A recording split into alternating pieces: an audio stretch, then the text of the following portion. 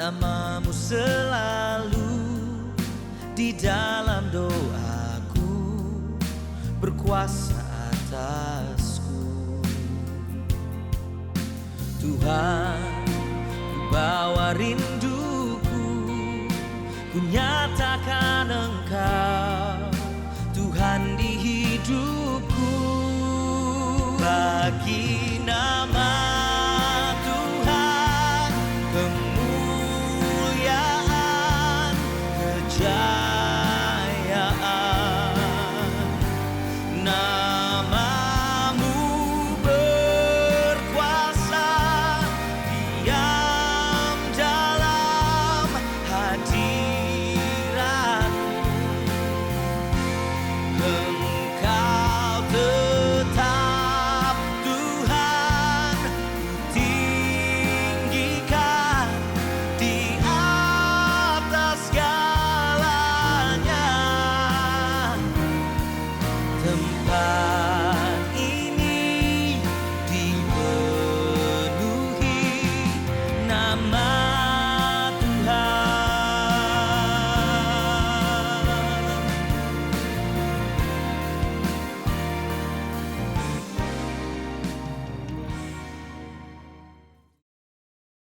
Shalom jemaat yang dikasih Tuhan, apa kabarnya? Saya percaya kita semua ada dalam keadaan baik dan luar biasa serta di dalam perlindungan Tuhan. Kali ini ibadah minggu kita lakukan secara terpisah, yaitu di rumah kita masing-masing. Bapak Ibu Saudara kekasih dalam Yesus Kristus, setelah sinode-sinode berkumpul bersama lembaga kekristenan dan juga bersama dengan pemerintah, di mana mereka mengeluarkan keputusan resmi di mana gereja harus turut ikut ambil bagian di dalam penyetopan penyebaran COVID-19. Maka untuk alasan itu kita harus taat. Nah, sebagai social responsibility daripada kita, maka mulai 2 minggu ke depan ini kita beribadah di tempat terpisah, yaitu di rumah kita masing-masing. Kemudian kita akan melihat selanjutnya 2 minggu ke depan situasi yang terjadi. Nah, Bapak Ibu Saudara, meskipun demikian kita tetap satukan hati kita, tetap percaya bahwa segala sesuatu ada di dalam kendali kuasa Tuhan, dan percayalah bahwa Yesus hadir bersama-sama dengan kita semua di tempat kita masing-masing. Amin. Hal yang sama terjadi di kota Los Angeles, bahwa situasi kota begitu sepi hari-hari ini.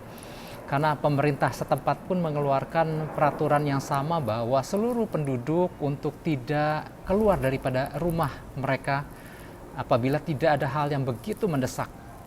Nah, sempat terjadi kepanikan di beberapa supermarket pada awalnya di wilayah yang padat penduduk, tapi kemudian situasi tersebut sudah terkendali saat ini. Nah, Bapak Ibu Saudara, mari kita kembali kepada apa yang Tuhan pesankan buat kita di minggu ini. Pesan Tuhan bagi kita adalah gunakan apa yang ada padamu. Diambil dari Yohanes 6 ayat 8-11, saya bacakan untuk Bapak Ibu Saudara. Ayat 8. Seorang dari murid-muridnya, yaitu Andreas, saudara Simon Petrus, berkata kepadanya, "Di sini ada seorang anak yang mempunyai 5 roti jelai dan 2 ikan, tetapi apakah artinya itu untuk orang sebanyak ini?" Kata Yesus, "Suruhlah orang-orang itu duduk. Adapun di tempat itu banyak rumput, maka duduklah orang-orang itu, kira-kira 5.000 laki-laki banyaknya." Ayat 11, lalu Yesus mengambil roti itu, mengucap syukur, dan membagi-bagikannya kepada mereka yang duduk di situ. Demikian juga dibuatnya dengan ikan-ikan itu sebanyak yang mereka kehendaki. Nah, penekanannya ada di ayat yang ke-9, di mana di situ dikatakan, di sini ada seorang anak yang mempunyai 5 roti jelai dan 2 ikan. Apakah artinya itu untuk orang sebanyak ini? Nah, Bapak Ibu Saudara, peristiwa ini terjadi ketika banyak orang berbondong-bondong mengikuti Yesus karena mereka telah melihat peristiwa mujizat yang telah dilakukan Yesus sebelumnya. Yesus memandang sekeliling dan melihat orang-orang begitu banyak. Lalu Ia bertanya kepada salah satu muridnya bahwa bagaimana orang ini dapat makan. Nah, ketika murid-murid ditanya seperti itu, maka mereka menjadi bingung karena apa yang bisa mereka berikan kepada orang yang jumlahnya begitu banyak. Bayangkan, minimal 5.000 laki-laki, belum wanita dan belum anak-anak. Bahkan seandainya mereka bisa membeli roti sekalipun, entah berapa banyak uang yang diperlukan untuk itu. Artinya, apalah arti uang 200 dinar yang mereka punyai seandainya mereka memiliki 200 dinar. Nah, sampai akhirnya salah satu murid Yesus yang bernama Andreas berkata kepada Yesus bahwa ada seorang anak laki-laki yang bersedia memberikan 5 roti jelai dan 2 ekor ikan. Meskipun dia sendiri ragu, secara pribadi Andreas ragu untuk bisa apa 5 roti dan 2 ikan untuk orang sejumlah itu. Namun yang luar biasa, apa yang dianggap hanya sedikit dan tidak berarti itu ternyata bisa menjadi sesuatu yang luar biasa ketika diserahkan ke tangan Yesus. Bapak Ibu Saudara kekasih dalam Yesus, seringkali bukankah masih banyak didapati orang percaya yang merasa kecil atau merasa diri enggan untuk melakukan sesuatu yang dapat ia lakukan buat Tuhan karena berpikir apa yang dapat ia lakukan sepertinya tampak tidak berarti. Aku kan kurang mampu, sekolahku kan gak tinggi, bisa apa aku? Atau ada juga orang-orang yang berkata sendiri, aku kan gak memiliki kepandaian, apalagi dibandingkan dengan orang lain, wah jauh sekali. Atau bagi anak-anak muda seringkali berkata, aku kan masih muda, mana ada orang yang mau mendengarkan perkataanku. Nah inilah Bapak Ibu Saudara, berbagai perkataan-perkataan yang menyatakan betapa kecil dan tidak berartinya diri kita. Namun apabila kita perhatikan di Alkitab, Tuhan malah seringkali memakai orang-orang yang di awal tampaknya tidak berarti, yang melakukan hal-hal yang tampaknya tidak penting dengan segala sarana yang sangat sederhana, tetapi ternyata lewat orang-orang ini Tuhan melakukan perkara-perkara yang sangat mencengangkan. Ingat pesan Tuhan 2 minggu yang lalu tentang ada salah satu tokoh yang bernama Gideon. Gideon adalah tokoh yang pribadinya sangat tidak pede dengan keberadaan dirinya. Tuhan mau pakai dia, tetapi awalnya dia berkata, Tuhan, bagaimana aku bisa menyelamatkan orang Israel? Kaumku adalah kaum yang paling kecil di antara suku Manasye dan aku adalah orang yang paling muda di antara kaum keluargaku. Apakah Tuhan gak tahu tentang itu? Tuhan tahu sekali tentang Gideon, tapi Tuhan gak mau dengar tentang itu semua. Karena Tuhan ingin pakai Gideon sebagai alatnya. Nah, ada beberapa penyebab mengapa seseorang merasa bahwa hidupnya biasa-biasa dan tidak dapat melakukan sesuatu yang luar biasa bagi Tuhan. Ada beberapa penyebab. Yang pertama adalah begini, seringkali orang percaya berpikir bahwa Tuhan hanya memakai mereka yang memiliki banyak kemampuan dan sarana penunjang yang memandai saja. Apakah betul seperti itu? Itulah sebabnya Bapak Ibu, ketika Andreas melihat ada seorang anak laki-laki dengan 5 ketul roti dan 2 ekor ikan, ia langsung berkata, apalah artinya semuanya ini untuk orang sebanyak itu? Bukankah ini yang seringkali menjadi ukuran banyak orang? Melihat jumlah. Bukankah ini yang seringkali menjadi standar banyak orang hari-hari ini?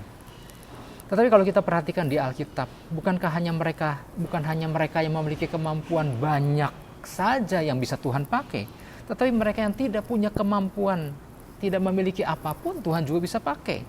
Jadi ini bukan soal memiliki banyak ini dan itu, tetapi ini soal bersedia atau tidak, mau apa enggak.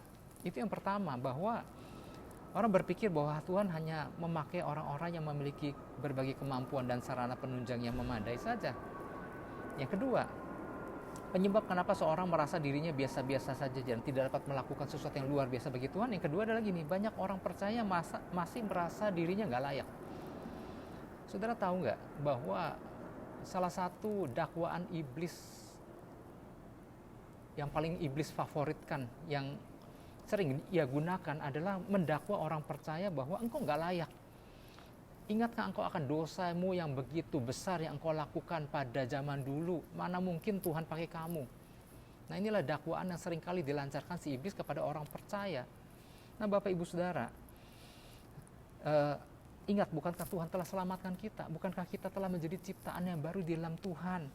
Ya, kita sudah dilayakkan, jangan pasang telinga untuk segala kebohongan iblis itu. Ingat waktu malaikat Tuhan bertemu dengan Gideon, apa yang ia katakan? Tuhan menyertai engkau, hai pahlawan yang gagah berani. Itu yang dikatakan malaikat Tuhan kepada Gideon. Apakah Gideon waktu itu sudah menjadi seorang yang gagah berani? Belum. Tapi Tuhan melihat ada potensi yang besar yang ada pada diri Gideon. yang Tuhan tahu, yang Tuhan mau pakai Gideon sebagai alatnya. Itu yang kedua. Yang ketiga, penyebab mengapa seseorang merasa diri hidupnya biasa-biasa saja dan tidak dapat melakukan sesuatu yang luar biasa bagi Tuhan. Yang ketiga adalah seringkali banyak orang percaya merasa diri gagal. Aku kan seorang yang selalu gagal, mana bisa aku dipakai Tuhan. Nah, saya mau katakan Bapak Ibu Saudara, siapa di antara kita di sini yang gak pernah gagal? Rasanya setiap kita pernah mengalami kegagalan. Anda tahu siapa Rasul Petrus itu? Apakah dia tidak pernah gagal? Bayangkan, menyangkal Yesus 3 kali adalah perkara yang serius. Tetapi maksudnya gini, Tuhan bisa pakai pengalaman kegagalan kita, masa-masa lalu yang sulit yang kita pernah alami sebagai sarana untuk menjadikan kita lebih teruji di tangan Tuhan. Itu yang ketiga. Nah, oleh sebab itu pesan Tuhan buat kita minggu ini ya. Tuhan sebetulnya telah memberikan banyak hal kepada kita yang seringkali tidak kita sadari. Bahkan tidak sedikit orang percaya yang memiliki pikiran seperti Andreas, merasa apa yang ada di tangannya adalah sesuatu yang kecil dan tidak berarti apa-apa.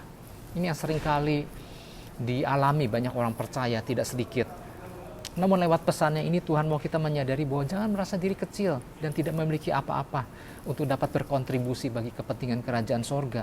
Gunakan sekecil apapun yang kita miliki saat ini bagi kemuliaan Tuhan.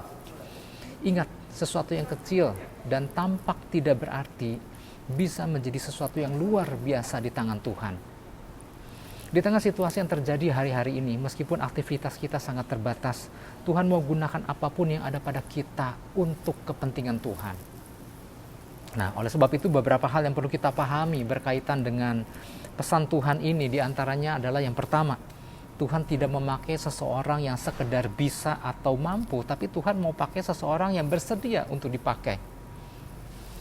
Yohanes 6 ayat 9. Di sini ada seorang anak yang mempunyai 5 roti jelai dan 2 ikan. Tetapi apakah artinya itu untuk orang sebanyak itu? Bapak Ibu Saudara, anak yang dimaksud adalah seorang anak laki-laki, karena paidarion adalah artinya anak laki-laki. Nah, anak laki-laki ini tidak disebutkan namanya di dalam Injil Yohanes. Bahkan di dalam ketiga Injil yang mencatat tentang kisah ini, bahkan mereka sama sekali tidak menyebutkan adanya seorang anak laki-laki. Yang ditulis hanyalah bahwa murid Yesus, di tangan mereka ada 5 ketur roti dan 2 ekor ikan. Artinya anak laki-laki ini betul-betul tidak diperhitungkan. Namanya tidak disebutkan sama sekali, sosoknya tidak disebutkan sama sekali, tetapi dalam Injil Yohanes di situ dikatakan bahwa ada anak laki-laki. Namanya mungkin tidak terlalu penting, tetapi yang mau ditekankan oleh penulis Injil Yohanes adalah bahwa anak ini punya kepekaan untuk melihat keadaan yang terjadi. Bayangkan seorang anak kecil mampu memperhatikan situasi yang terjadi dan bersedia untuk memberi dirinya dipakai sama Tuhan. Bukankah ini luar biasa? Tidak sedikit orang sadar atau nggak sadar membatasi dirinya untuk melakukan sesuatu bagi Tuhan karena merasa apalah artinya dirinya apabila dibandingkan dengan orang-orang yang lain yang memiliki kapabilitas yang lebih menonjol dibandingkan dirinya. Satu hal yang perlu kita pahami Bapak Ibu Saudara adalah bukan semata-mata orang yang berkemampuan besar yang dipakai Tuhan, namun orang yang bersedia untuk memberi dirinya dipakai Tuhan, itulah yang Tuhan pakai. Anak laki-laki tersebut mengamati bahwa ada situasi yang sedang terjadi, bahwa ada sejumlah besar orang yang membutuhkan makanan. Lalu ia menawarkan dirinya untuk bisa dipakai, karena ia percaya Yesus sanggup untuk memaksimalkannya. Ada satu istilah gini, God could use ordinary people in His ordinary ways for His glory.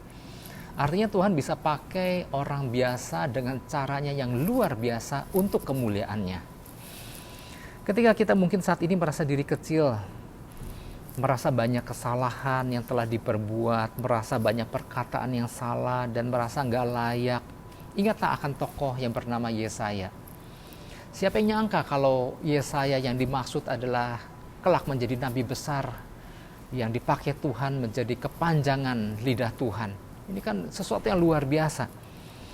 Siapa Yesaya? Yesaya adalah seorang yang najis bibir, yang tinggal di tengah-tengah bangsa yang najis bibir, tapi dia melihat keadaan ketika dia melihat Tuhan membutuhkan seseorang untuk ia pakai. maka ia menawarkan dirinya. Ketika Tuhan berkata, siapakah yang akan kuutus? Siapakah yang mau pergi untuk aku? Setelah Yesaya bertobat, Tuhan menyucikan mulutnya, dia berkata, inilah aku Tuhan, utuslah aku. Bukankah luar biasa? Dan kemudian apa yang dilakukan? Tuhan pakai Yesaya secara luar biasa. Itu yang pertama. Beberapa hal yang perlu kita pahami berkaitan dengan pesan Tuhan. Yang pertama adalah Tuhan tidak memakai seseorang yang sekedar bisa dan mampu, tapi seorang yang bersedia untuk dipakai. Itu yang pertama. Yang kedua, Tuhan tidak mengharapkan hal besar yang tidak kita punyai, melainkan seberapa yang ada pada kita saat ini. Oke, saya bacakan lagi Yohanes 6 ayat 9. Di sini ada seorang anak yang mempunyai 5 roti jelai dan 2 ikan. Tetapi apakah artinya itu untuk orang sebanyak ini? Bapak Ibu Saudara, jumlah 5 roti dan 2 ekor ikan tentunya sudah pasti tidak akan bisa mencukupi kebutuhan ribuan orang yang sedang lapar pada waktu itu. Siapapun tahu itu. Bahkan di dalam versi The Message, apa yang dikatakan Andreas, di situ dikatakan ini bagaikan sebuah tetesan yang tidak ada artinya sama sekali bagi sekumpulan orang yang banyak ini. Dianggap seperti sebuah tetesan yang gak ada artinya, 5 roti dan 2 ikan itu, Bapak Ibu. Atas dasar pertimbangan matematis yang sederhana ini, maka banyak orang akan berkata, seandainya mungkin ada orang lain yang membawa bekal yang sama seperti yang dibawa oleh anak laki-laki itu, tentunya mereka pun tidak akan berani memberikannya kepada Yesus. Karena mereka berpikir, bisa apa 5 roti 2 ikan untuk orang sebanyak ini? Bapak Ibu Saudara, orang juga akan berkata, nanti seandainya aku punya makanan yang lebih banyak, nanti baru aku akan berikan kepada Yesus. Seringkali bukankah orang berkata seperti itu, nanti kalau aku sudah memiliki banyak, aku baru akan membantu pekerjaan Tuhan, ya. Seringkali banyak orang berkata seperti itu. Orang baru pede kalau ia sudah mempunyai hal yang besar. Tapi satu hal yang perlu kita pahami, Tuhan tidak mengharapkan jumlah besar atau jumlah kecil yang kita miliki, namun seberapa rela kita menyerahkan segala sumber daya yang ada pada kita saat ini untuk kita gunakan buat kepentingan kerajaan sorga. Meskipun mungkin kita memandangnya itu adalah sesuatu yang tidak berarti. Kita ingat Musa, Bapak Ibu. Ketika pertama kali Musa diutus oleh Tuhan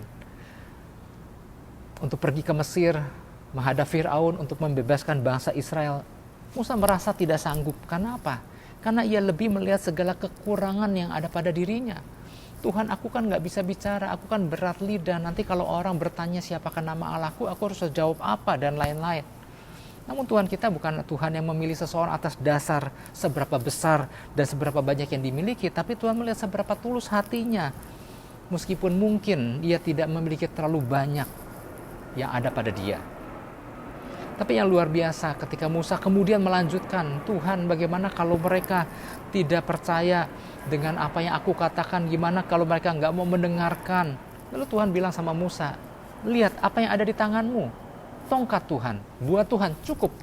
Sebilah tongkat tua yang usang cukup buat Tuhan, untuk Tuhan bisa pakai menjadi alat yang dahsyat di tangan Tuhan. Ya, karena bagi Tuhan yang penting bukan berapa hebat yang ada pada kita, melainkan seberapa yang ada pada kita saat ini yang kita miliki untuk diaktifasikan. Bagi Tuhan, sebilah tongkat tua yang usang cukup bagi dia untuk melakukan perkara yang besar melalui Musa. Saudara juga mungkin ingat tentang kisah Simson. Ketika Simson berhadapan dengan sejumlah besar orang Filistin, kemudian Alkitab mencatat berkuasalah roh Tuhan atas Simson. Dan Simson melihat ada tulang kerangka rahang keledai. Dan lewat rahang keledai ini, maka Simson sanggup membunuh 1.000 orang Filistin. Bukankah ini sesuatu yang dahsyat? Artinya, sesuatu yang buat orang lain gak ada artinya, tetapi buat Tuhan cukup. Sesuatu yang sederhana yang ada di sekitar kita bisa Tuhan pakai, atau yang kita miliki yang bisa Tuhan pakai secara luar biasa. Tentu sering kita berpikir bahwa apa yang kita miliki tidaklah cukup layak untuk diberikan kepada Tuhan. Namun yang Tuhan inginkan adalah, maukah kita menyerahkan bekal makan siang kita dan membiarkan Tuhan untuk menggunakannya. Seperti kisah anak laki-laki yang membawa bekal makan siang berisi 5 roti 2 ikan. Mau gak kita, seberapa yang ada pada kita, kita serahkan sama Tuhan untuk Tuhan pakai lewat kehidupan kita. Bapak Ibu Saudara, pada saat ini, di mana aktivitas kita menjadi terbatas hari-hari ini oleh situasi yang terjadi, Tuhan mau kita tetap efektif sebagai alat bagi kerajaan sorga. Gunakan seberapa yang ada pada kita, sekecil apapun, untuk tetap berfungsi sebagai kepanjangan tangan Tuhan. Mungkin melalui doa-doa yang kita naikkan, mungkin melalui perkataan-perkataan yang keluar dari mulut kita hari-hari ini, melalui tulisan-tulisan kita dapat fungsikan itu untuk kemuliaan Tuhan, melalui percakapan-percakapan kita di media sosial, di grup-grup manapun, atau kemampuan IT kita bisa gunakan semua itu untuk alat yang luar biasa di tangan Tuhan, atau apabila kita bersedia menyerahkannya kepada Tuhan. Saya sebagai gembala Bapak Ibu Saudara mengucapkan terima kasih untuk kerjasama Bapak Ibu Saudara, para leaders, pengerja, jemaat selama ini di tengah situasi yang terjadi. Terima kasih untuk kesetiaannya kepada Tuhan dan gerejanya. Terima kasih untuk kepercayaannya. Terima kasih untuk jerih lelahnya.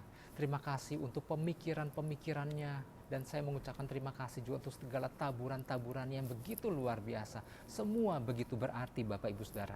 Biarlah Tuhan Yesus sendiri yang membalaskan semua itu bagi Anda semua. Sampai kita berjumpa kembali di Bandung beberapa hari ke depan. Tuhan Yesus memberkati.